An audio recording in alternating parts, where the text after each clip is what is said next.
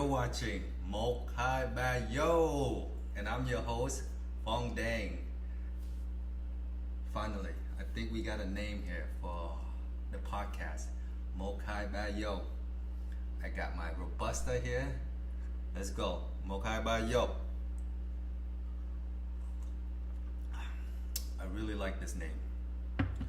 Mo Khai Ba Yo is a Vietnamese, it's a cheering where 1, 2, 3, yo, in, right? It's a term that is used widely. Other Vietnamese know this. It's a term that's used around when there's gathering, when you're drinking with your friends, when you're out coffee with your friend. But it's a term that mean community. It's the culture behind the Vietnamese culture. It's companionship. It's being able to be together, eat together, and just celebration or whatever it is that you got a raise from a job. There's good news. Mo Khai Ba Yo. So that's it. That's gonna be our podcast name. What you guys think? Let me know. All right, and yo, you know, it doesn't have to be beer. It doesn't have to be liquor. It could be whatever you want. But it's a let's go Mo Khai Ba Yo. All right. So in this episode, I wanted to discuss a little bit about coffee, specifically Vietnamese coffee.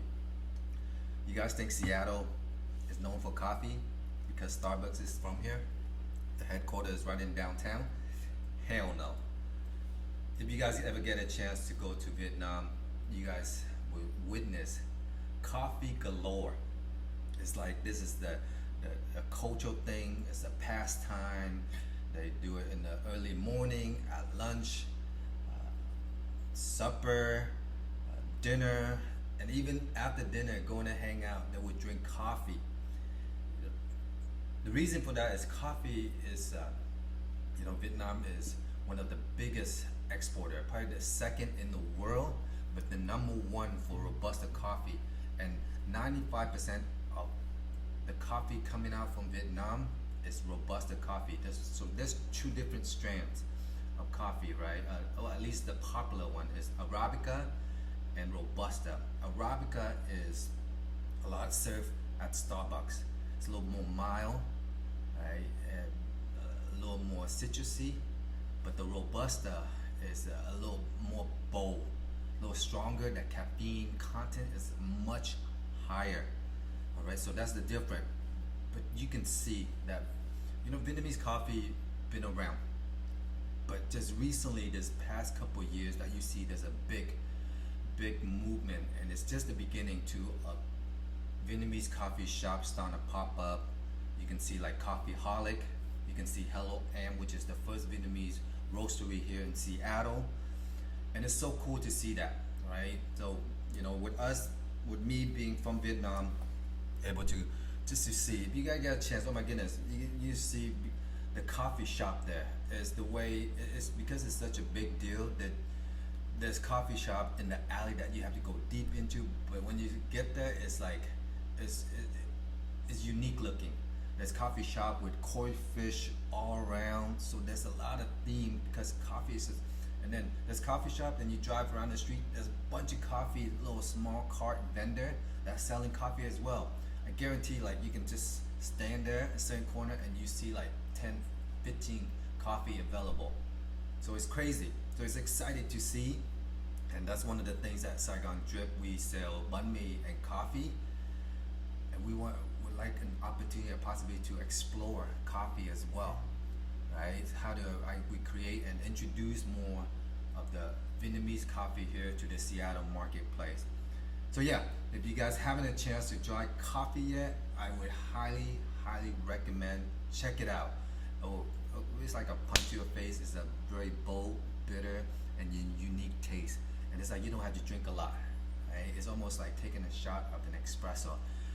But I started falling in love with it recently because when I went back to Vietnam about 2 years ago, then I started having all these flavors of like cafe trứng, which is egg, cafe, the salted cheese foam, right? Phô mai, cafe avocado, durian serene. So it's awesome to see that flavor. Usually, when you go to a pho shop, there's coffee range from it's really sweet and bitter. That's the taste. But now there's a little range in between where it's like saltiness, where it's a little different blend of flavor in between. So it make it unique and it's more interesting like that. And I've been loving it. I always go to Hello Am for Cafe Layeux, which is the Cafe Layeux pendant coffee with the cloud, right? And it's like some kind of salted foam on top. I love that drink. But yeah, you guys should definitely check out some Vietnamese coffee around here. Let me know what you think. Let me know the flavor. Is this something? What is it like compared to the Starbucks coffee? I'd love to hear your feedback. So here we go again. This is the second episode of Mo Hai Ba Yo. I wanna have fun with this, right? How do we have contents that entertain, educate, inform, and then we can create dialogue to build community around this? I would love a chance to bring guests in and share some skills, some knowledge. I always love to give value and contribute. So how do we get tips and hack? Right? So hey, if you guys want hookup a coffee plugged in Vietnam, I got you. Alright? Let me know. But here we go. Mo Hai Ba Yo! Let's do it! Cheers! We'll take a shot next time. Liquor. Let's go. Later guys. Peace!